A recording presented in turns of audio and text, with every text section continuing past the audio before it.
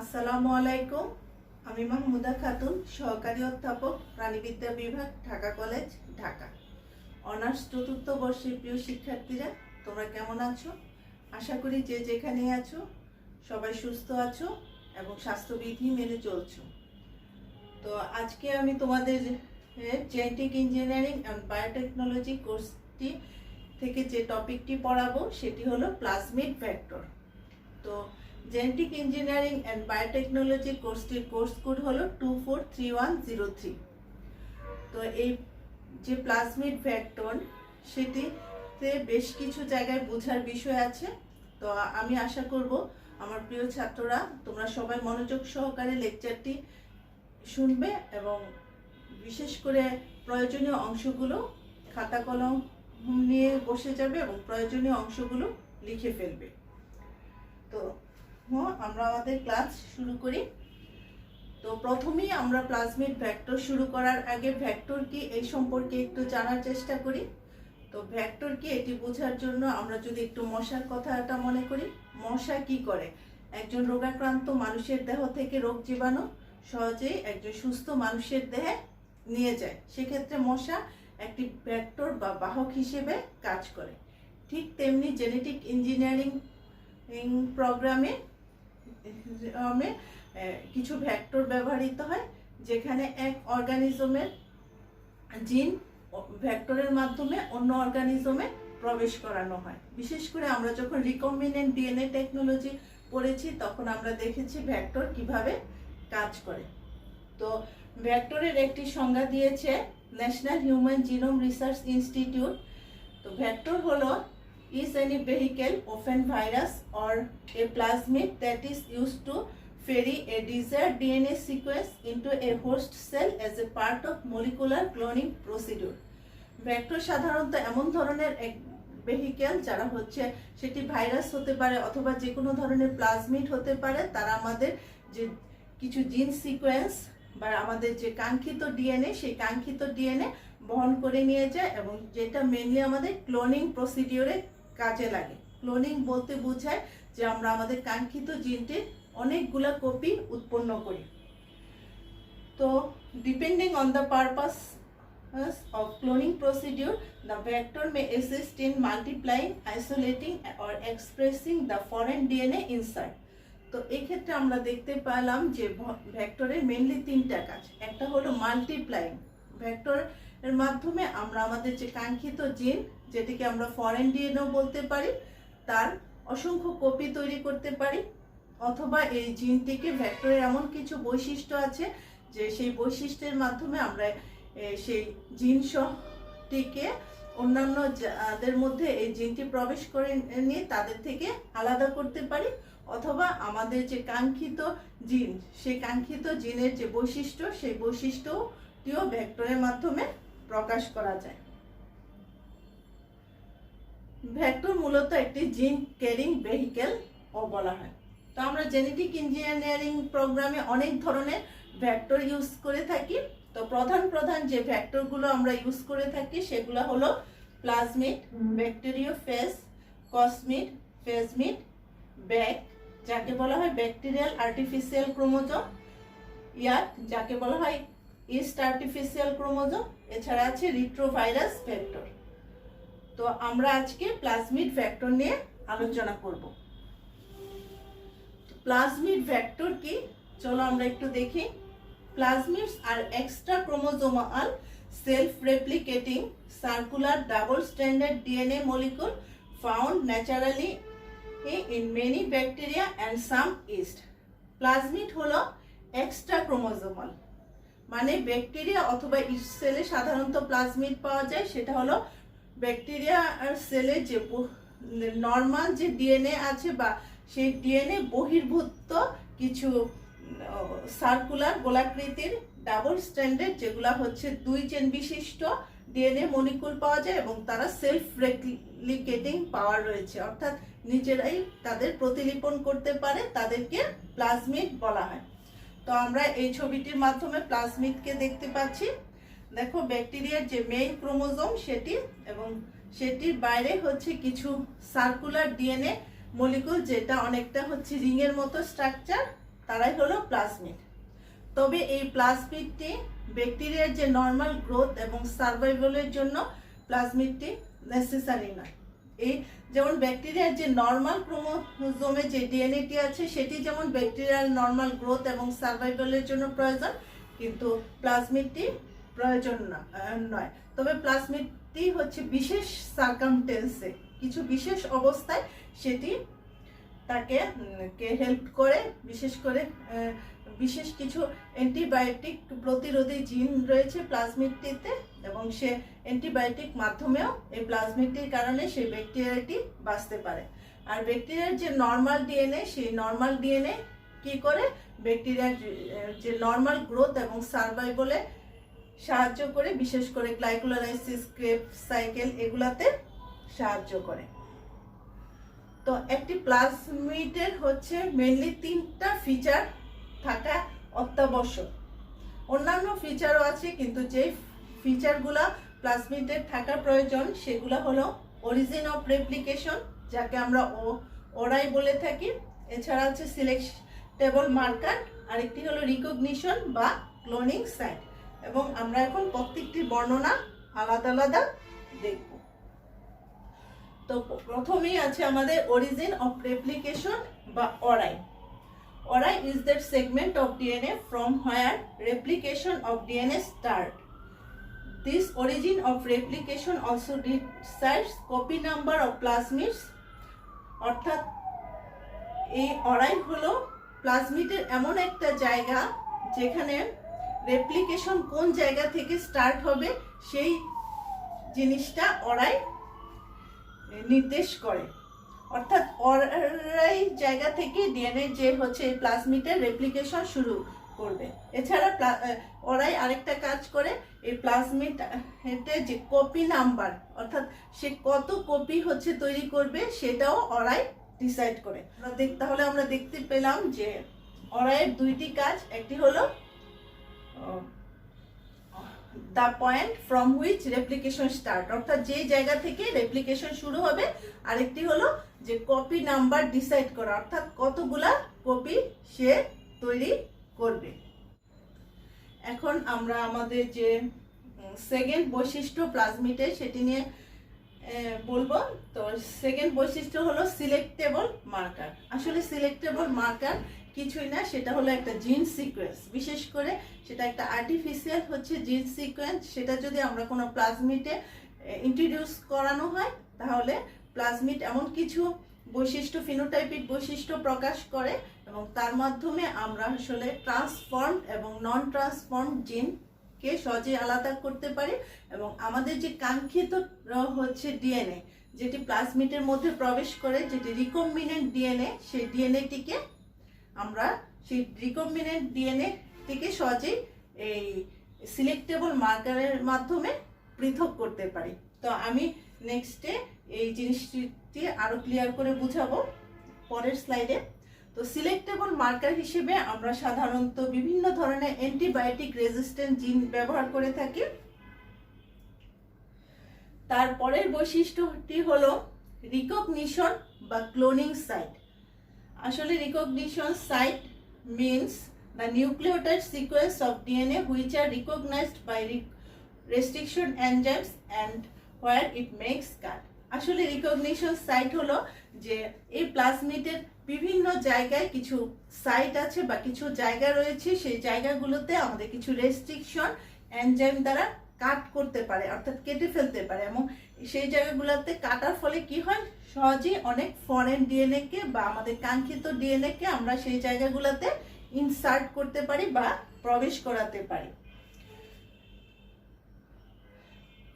তাহলে এই যে হচ্ছে যে সিকোয়েন্সটা প্লাজমিডের ডিএনএ সিকোয়েন্স, যেখানে আমরা হচ্ছে যে জায়গাটাতে কাট করি এবং সেই জায়গাটাতে আমরা আমাদের ফরেন ডিএনএ বা কাঙ্ক্ষিত ডিএনএ প্রবেশ করানো হয়, এর জন্য সেটিকে আবার ক্লোনিং সাইটও বলা হয়।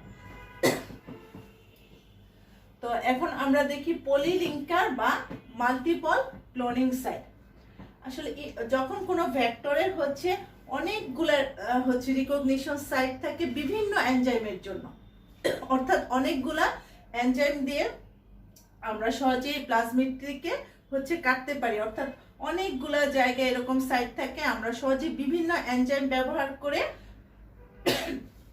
সহজেই প্লাজমিডটিকে হচ্ছে কাট করতে পারি। সেই জন্য এই জায়গাটাগুলোকে বলা হয় পলিলিঙ্কার বা মাল্টিপল ক্লোনিং সাইট। তাহলে আমাদের কি হবে, আমাদের কাছে অনেকগুলো চয়েস থাকবে, আমরা যে কোনো একটি এনজাইম ইউজ করতে পারি।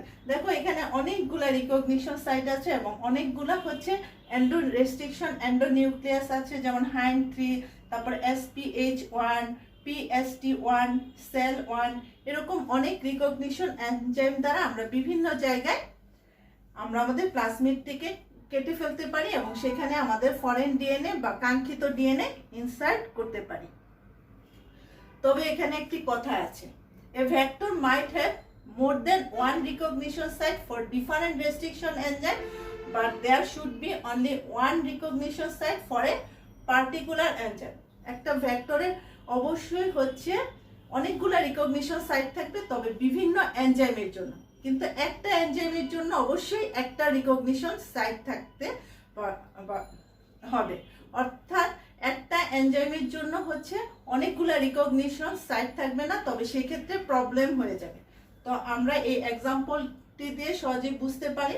ধরো এই প্লাজমিডটি, সেখানে আমরা আমাদের EcoR1, এটি একটি রেস্ট্রিকশন এনজাইম, সেই রেস্ট্রিকশন এনজাইম দ্বারা কেটে ফেললাম এবং ঠিক সেইভাবে আমাদের যে ফরেন ডিএনএ বা কাঙ্ক্ষিত ডিএনএ সেটিকেও আমরা EcoR1 রেস্ট্রিকশন এনজাইম দ্বারা কেটে ফেলবো এবং সহজেই আমাদের ডিএনএ লাইগেজ এনজাইম যে আমাদের কাঙ্ক্ষিত ডিএনএটিকে জোড়া লাগিয়ে ফেলবে এবং আমরা আমাদের যে কাঙ্ক্ষিত রিকম্বিনেন্ট প্লাজমিডটি পেয়ে যাব। কিন্তু পরবর্তী ছবির ক্ষেত্রে আমরা দেখতে পাচ্ছি যে এই প্লাজমিডটি একই এনজাইমের জন্য হচ্ছে বিভিন্ন জায়গায় রিকগনিশন সাইট আছে, অর্থাৎ EcoR1 এর জন্য তার অনেকগুলা সাইট আছে এবং আমরা যখন এখানে EcoR1 প্রবেশ করাবো তখন সে অনেকগুলা জায়গায় কাট করে ফেলবে। তখন আমাদের যে ফরেন ডিএনএটিকে প্রবেশ করতে যাব তখন আমাদের লাইগেজ আসলে কনফিউজড হয়ে যাবে, আমি কোন জায়গায় হচ্ছে এই যে ফরেন ডিএনএটিকে ইনসার্ট করাবো এবং আমাদের প্লাজমিডটিও অনেক জায়গায় ভেঙে যাবে, অর্থাৎ মাল্টিপল ফ্রেগমেন্ট হয়ে যাবে এবং সেই ক্ষেত্রে এটি একটি অসুবিধার সৃষ্টি হবে। তো আমরা দেখলাম যে প্লাজমিডের ক্ষেত্রে রিকগনিশন হচ্ছে সাইট অনেকগুলা থাকবে, কিন্তু সেটাকে বলা হয় মাল্টিপল ক্লোনিং সাইট, তবে সেটা বিভিন্ন এনজাইমের জন্য, কিন্তু একটা পার্টিকুলার এনজাইমের জন্য একটা সিঙ্গেল রিকগনিশন সাইট থাকবে। এখন আমরা দেখব why are plasmids are considered good cloning vector, অর্থাৎ ক্লোনিং ভেক্টর হিসেবে প্লাজমিড উপযোগী কেন বা একটি আদর্শ ভেক্টরে কি কি বৈশিষ্ট্য থাকা উচিত। তো ক্লোনিং ভেক্টর কাকে বলা হয়? ক্লোনিং ভেক্টরস আর DNA molecules that can carry desired DNA and replicate inside a host. Cloning vector হলো এরকম ধরনের ভেক্টর যেটা আমাদের যে কাঙ্ক্ষিত ডিএনএ সেই ডিএনএটিকে বহন করে এবং সে কি করে, সে হচ্ছে এইটির অসংখ্য রেপ্লিকেট করতে পারে, অর্থাৎ কোনো হোস্ট বা পোষকের মধ্যে তার অসংখ্য কপি তৈরি করতে পারে। তো একটি ক্লোনিং ভেক্টর হওয়ার জন্য প্রথমে যে বৈশিষ্ট্য দরকার, তার সাইজ স্মল হওয়া উচিত, ছোট হওয়া উচিত, অর্থাৎ লো মলিকুলার ওয়েট। তাহলে এটা কি হবে, আমাদের ইজি টু হ্যান্ডেল করতে সুবিধা হবে, আমরা এবং সহজে যে কোনো পোষক কোষে প্রবেশ করাতে পারবো। তো আরেকটি যে বৈশিষ্ট্য থাকা দরকার সেটি হবে অরিজিন অফ রেপ্লিকেশন, বা ওরাই তো থাকতেই হবে যে কোনো ভেক্টরে, তবে সেই ভেক্টরটির ওরাইটা এরকম হতে হবে যেটা হাই কপি নাম্বার সাপোর্ট করে, অর্থাৎ এই অরিজিন অফ রেপ্লিকেশন থেকে আমরা সেই প্লাজমিডটির অনেকগুলো কপি তৈরি করতে পারব। এছাড়া ক্লোনিং সাইট থাকতে হবে, অর্থাৎ বিভিন্ন এনজাইমের জন্য বিভিন্ন ক্লোনিং সাইট থাকতে হবে, তাহলে আমাদের কাছে চয়েস থাকবে এবং আমরা যে কোনো একটি এনজাইম দিয়ে আমরা আমাদের কাঙ্ক্ষিত প্লাজমিডটি কেটে আমাদের কাঙ্ক্ষিত ডিএনএটিকে প্রবেশ করাতে পারবো। এছাড়া সিলেক্টেবল মার্কার জিন অবশ্যই প্লাজমিডে থাকতে হবে এবং তার মাধ্যমে আমরা হচ্ছে ট্রান্সপোর্ট এবং নন ট্রান্সপোর্ট প্লাজমিডকে সহজেই পৃথক করতে পারবো। আরেকটি বৈশিষ্ট্য হলো এবিলিটি টু ফাস্ট রেপ্লিকেশন, অর্থাৎ প্লাজমিডের যে দ্রুত বিভাজন ক্ষমতা, সেই দ্রুত বিভাজন ক্ষমতা থাকতে হবে, সেটি যে রেপ্লিকেশন পাওয়ার সেটি অনেক দ্রুত হতে হবে। তো এখন আমরা PBr322 নিয়ে আলোচনা করব। তো আসলে প্রকৃতিগতভাবে প্রাপ্ত যে প্লাজমিডগুলো আছে, সেই প্লাজমিডগুলোতে আসলে আমাদের চাহিদা মতো বৈশিষ্ট্য থাকতে নাও পারে। সেই ক্ষেত্রে আমরা সেই প্লাজমিডটির সাথে কিছু বৈশিষ্ট্য যুক্ত করে আমরা ল্যাবে কৃত্রিমভাবে কিছু প্লাজমিড তৈরি করে থাকি। তো সেরকম একটি প্লাজমিড হলো PBr322, যেটি ইকোলাই থেকে প্রাপ্ত প্লাজমিড কল E1 এর পরিবর্তন করে তৈরি করা হয়েছে। তো এই PBr322 হলো ফার্স্ট আর্টিফিশিয়াল ক্লোনিং ভেক্টর, সর্বপ্রথম যে কৃত্রিমভাবে তৈরিকৃত ক্লোনিং ভেক্টর, এবং এই ভেক্টরটি বহুল ব্যবহৃত একটি ভেক্টর। তো প্রথমে আমরা তার নোমেনক্লেচার বা নামকরণটি দেখি। এখানে P stand for plasmid, P দিয়ে আমরা প্লাজমিড বোঝাচ্ছি, আর BR stand for Bolivar and Rodriguez who constructed this plasmid. BR হলো বলিভার এবং রড্রিগুয়েজ নামক দুইজন সায়েন্টিস্ট যারা এই প্লাজমিডটি তৈরি করেছেন। তারা 1977 সালে এই প্লাজমিডটি তৈরি করেছেন। 322 is the number to distinguish this plasmid from other developed in the same laboratory. অর্থাৎ 322 হলো একটি ইউনিক নাম্বার, কারণ এই ল্যাবরেটরিতে আরো অনেক ধরনের প্লাজমিড তৈরি করা হয়েছে, যেমন PBr321, তারপর PBr327, 328, এবং তাদের থেকে সহজেই আমরা এই যে PBr322 কে আলাদা করার জন্য আমাদের এই নাম্বারটি দেওয়া হয়েছে। তো আমরা এখন দেখব যে ফিচারস অফ PBr322। আমরা তো প্লাজমিডের যে ফিচার পড়েছি যে সে তিনটা বৈশিষ্ট্য থাকতে হবে, তার সাথে আর কি কি বৈশিষ্ট্য থাকে সেটি দেখি। অরিজিন অফ রেপ্লিকেশন, যেটা হলো অরাই রিল্যাক্স হতে হবে, অর্থাৎ শিথিল হতে হবে। শিথিল হওয়া মানে কি, যে এই প্লাজমিডের যে ডিএনএ পলিমারেজ এনজাইম আছে, সেই পলিমারেজ এনজাইমের মাধ্যমে সে এই প্লাজমিডটির অনেকগুলা কপি তৈরি করতে পারবে। তারপর আরেকটি বৈশিষ্ট্য হলো স্মল সাইজ। অবশ্যই এই প্লাজমিডটির যে আকার সেটি ছোট হতে হবে, এবং এটি দেখা গেছে 4361 বেস পেয়ার।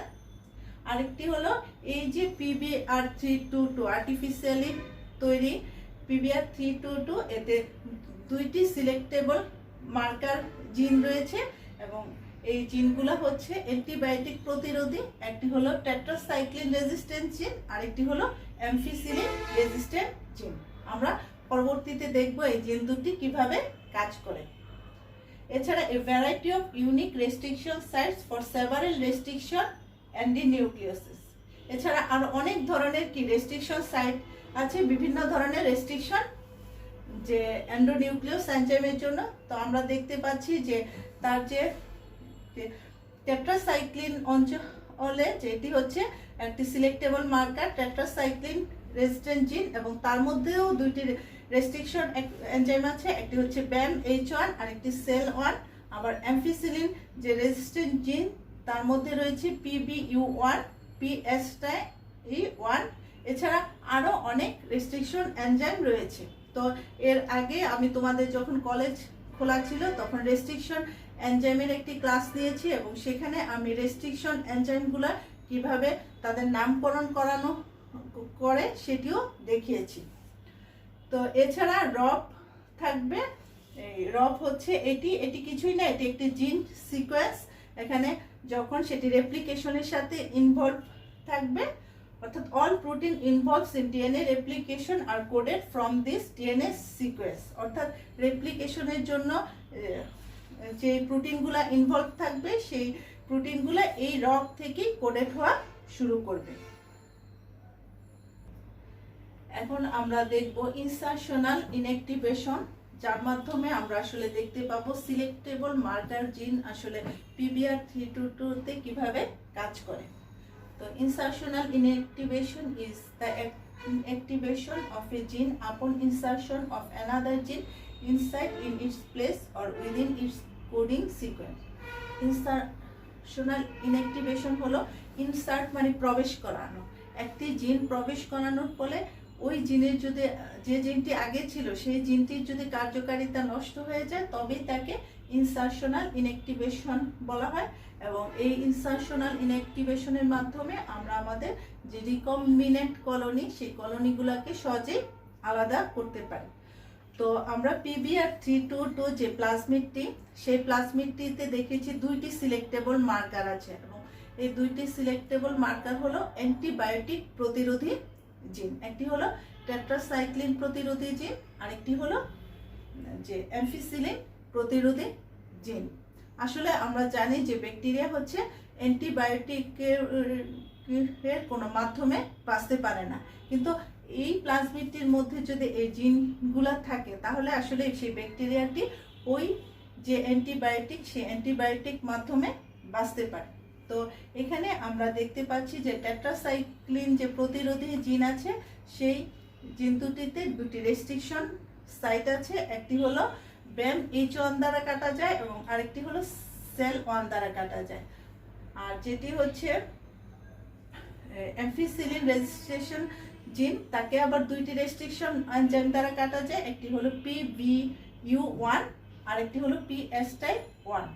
তো আমরা ধরো যে তার যে টেট্রাসাইক্লিন রেজিস্ট্রেশন জিনটি আছে তাকে আমরা হচ্ছে BAM-H1 দ্বারা কাটবো, অথবা যে SEL1 দ্বারা কাটলেও তার যে টেট্রাসাইক্লিন প্রতিরোধী জিনটি রয়েছে তার কার্যকারিতা নষ্ট হয়ে যাবে এবং সেখানে আমরা আমাদের ফরেন ডিএনএটাকে যদি ইনসার্ট করানো হয় তাহলে এই যে হলুদ অংশটুকু সেই অংশটুকুর যে কার্যকারিতা নষ্ট হয়ে যাবে এবং সেটা আসলে এই অ্যান্টিবায়োটিক প্রতিরোধী জিনটি নষ্ট হয়ে যাবে এবং এই যে এই প্লাজমিডটি তখন আর এই যে টেট্রাসাইক্লিন অ্যান্টিবায়োটিকের কোনো মাধ্যমে আর বাঁচতে পারবে না। সে তখন শুধু অ্যাম্ফিসিলিন যে মাধ্যম, অ্যাম্ফিসিলিন অ্যান্টিবায়োটিকের যে মাধ্যম সেখানে বাঁচতে পারবে। তো ইনসার্শনাল অ্যাক্টিভেশনের কয়েকটি স্টেপ রয়েছে, তো সেই স্টেপগুলো আমরা দেখব। অর্থাৎ এখানে আমরা দেখব যে সিলেকশনেবল মার্কার কিভাবে PBr322 কাজ করে।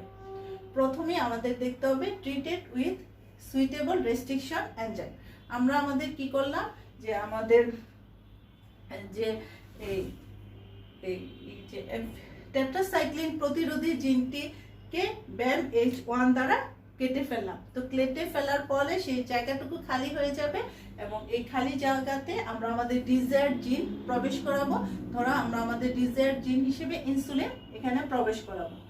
তো ইনসুলিন প্রবেশ করানোর পর সেটা আমাদের কি হলো, একটি রিকম্বিনেন্ট প্লাজমিড। তারপর এই রিকম্বিনেন্ট প্লাজমিডটিকে আমরা কি করব, আমাদের যে একটি হোস্ট সেল বা পোষক কোষে প্রবেশ করানো হবে। তো পোষক কোষ হিসেবে আমরা বিভিন্ন ধরনের ব্যাকটেরিয়া ইউজ করে থাকি। তো প্রথম স্টেপে আমরা হচ্ছে এই ব্যাকটেরিয়াকে হচ্ছে এরকম একটা কালচার মিডিয়ামে জন্মাবো। সেই কালচার মিডিয়া অ্যাম্ফিসিলিন রেজিস্ট্রেশন জিন বহন করে। আরেকটি হচ্ছে পরবর্তীতে আবার সেই কলোনিটিকে বা সেই হোস্ট সেলকে এরকম কালচার মিডিয়াতে গ্রো করাবো যেটা হচ্ছে টেট্রাসাইক্লিন রেজিস্ট্রেশন জিন থাকবে। পরবর্তীতে আমরা সেখান থেকে আমাদের হচ্ছে ট্রান্সফর্ম এবং নন ট্রান্সফর্ম কলোনিগুলোকে আলাদা করব। তো এখানে আমরা দেখতে পাচ্ছি যে আমাদের এটা হলো মাস্টার প্লেট। যখন আমরা প্লাজমিডটিকে BAM-H1 দ্বারা হচ্ছে কাটবো, সেই কাটার সময় দেখা গেছে যে অনেক সময় সেই প্লাজমিডটির মধ্যে আমাদের ফরেন ডিএনএ ইনসার্ট হতেও পারে, আবার নাও হতে পারে। অনেক সময় ফরেন ডিএনএ ইনসার্ট হয় না, তখন সেই প্লাজমিডটিকে আপনি জোড়া লেগে যায়, তখন সেটা আগের প্লাজমিডের মধ্যেই থাকে এবং তখন তার যে দুটো অ্যান্টিবায়োটিক প্রতিরোধী জিন রয়েছে, অ্যাম্ফিসিলিন রেজিস্ট্যান্স জিন এবং হচ্ছে টেট্রাসাইক্লিন প্রতিরোধী জিন, দুটি কার্যকর থাকে। তো আরেকটি ক্ষেত্রে দেখা গেছে যে যখন আমি এই হচ্ছে BAM-H1 দ্বারা কাটবো তখন সহজেই যে তার ডিজায়ার্ড জিন প্রবেশ করে এবং ডিজায়ার্ড বা কাঙ্ক্ষিত জিন প্রবেশ করানোর ফলে তার যে টেট্রাসাইক্লিন অংশটি সেটি অকার্যকর হয়ে পরে, অর্থাৎ সে টেট্রাসাইক্লিন যে কন্টেনিং যে কোনো কালচার মিডিয়াতে সে বাঁচতে পারবে না। তো হোস্ট সেলে যখন আমরা প্লাজমিডটিকে প্রবেশ করাবো, সেই ক্ষেত্রে কোনো হোস্ট সেলে প্লাজমিড নাও প্রবেশ করতে পারে। তাহলে আমাদের এখানে 3টা অপশন থাকবে। একটি অপশন হলো সেই হোস্ট সেল, ধরো এখানে প্লাজমিডটি আমার প্রবেশ করলো না, তো আরেকটিতে প্লাজমিড প্রবেশ করলো যেটাতে আমাদের রিকম্বিনেন্ট ডিএনএ আছে, অর্থাৎ তার যে হচ্ছে টেট্রাসাইক্লিন প্রতিরোধী জিন, সেই জিনটি অকার্যকর হয়ে গেল।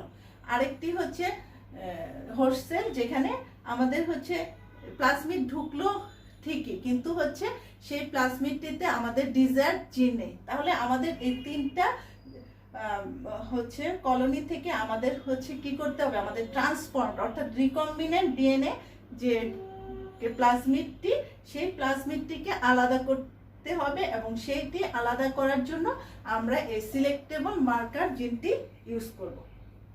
তো প্রথমেই আমাদের এই প্লাজমিডটিকে এমন একটি হচ্ছে কালচার মিডিয়ামে জন্মাতে হবে। প্রথমে আমরা কি করব, সেটিকে এমফিসিলিন হচ্ছে মিডিয়ামে জন্মাবো। এমফিসিলিন কন্টেইনিং কালচার মিডিয়ামে দিব। তাহলে কি হবে, তো একটিতে তো হচ্ছে কোনো প্লাজমিডই প্রবেশ করেনি একটি ব্যাকটেরিয়াতে, একটি হোস্ট সেলে, অর্থাৎ তার মধ্যে কোনো এমফিসিলিনও প্রতিরোধী জিনও নেই, আর হচ্ছে টেট্রাসাইক্লিন প্রতিরোধী জিনও নেই। তাহলে সেটি ওই মাধ্যমে মারা যাবে, এবং আর 2টি হচ্ছে রয়ে যাবে, অর্থাৎ নন ট্রান্সফর্ম 2টি রয়ে যাবে, যার মধ্যে আমার এমফিসিলিন জিন রয়েছে, কিন্তু একটিতে আমার টেট্রাসাইক্লিন জিন নেই। তো পরবর্তীতে সেখানে আমি আরেকটি হচ্ছে প্লেটে হচ্ছে টেট্রাসাইক্লিন হচ্ছে দিব, এবং টেট্রাসাইক্লিন দেওয়ার পর দেখা গেছে যে আমার যে হচ্ছে যেটি হচ্ছে আমার রিকম্বিনেন্ট ডিএনএ, সেটিতে তো টেট্রাসাইক্লিন অকার্যকর। সেই রিকম্বিনেন্ট ডিএনএ অংশটুকু যেই কলোনিগুলা, সেই কলোনিগুলা হচ্ছে মারা যাবে, কিন্তু যেটিতে আমার হচ্ছে রিকম্বিনেন্ট ডিএনএ প্রবেশ করেনি, সেই ডিএনএটি রয়ে যাবে। অর্থাৎ যার মধ্যে আমাদের কি, যে প্লাজমিডটির মধ্যে আমাদের যে রিকম্বিনেন্ট ডিএনএটি নেই, অর্থাৎ আমাদের কাঙ্ক্ষিত জিনটি নেই, সেটি রয়ে যাবে, কারণ তার মধ্যে এমফিসিলিন প্রতিরোধী জিন রয়েছে, আবার টেট্রাসাইক্লিন প্রতিরোধী জিন রয়েছে, কিন্তু সেটি আমাদের উদ্দেশ্য নয়।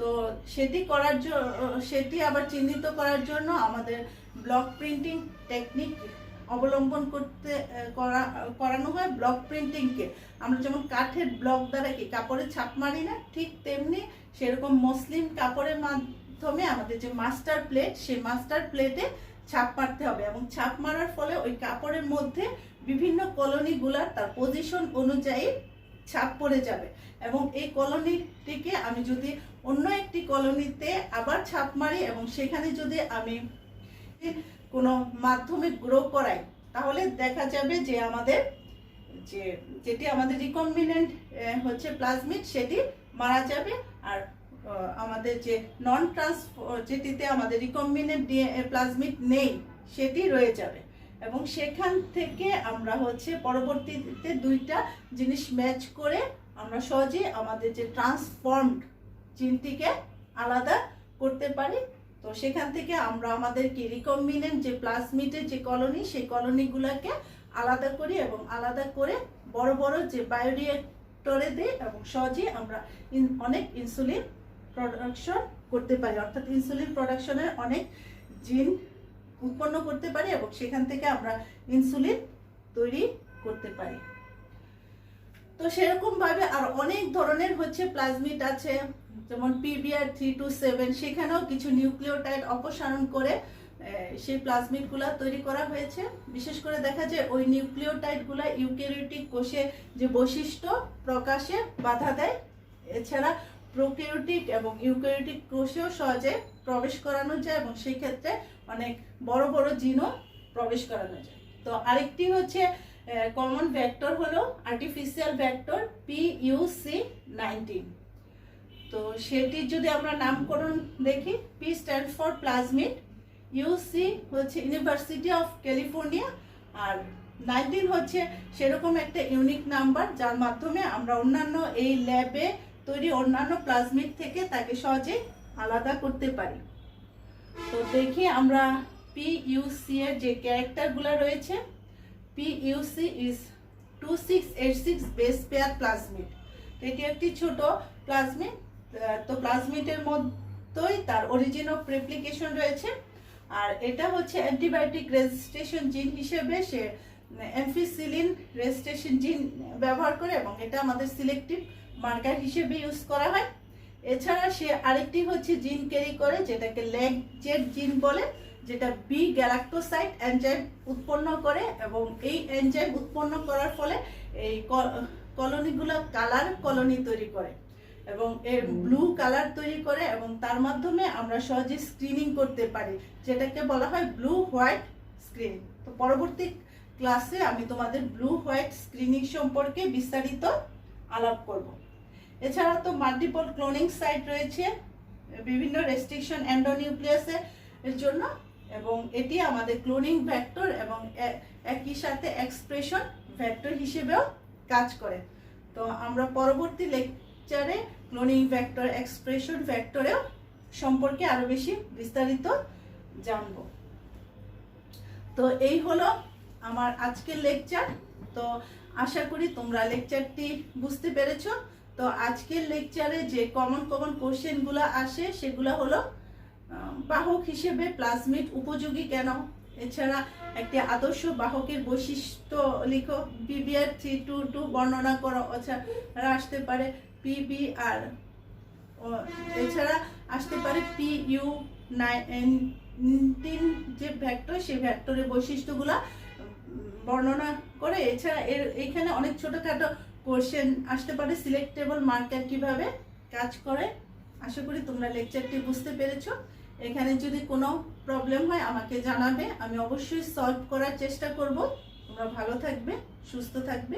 ধন্যবাদ সবাইকে।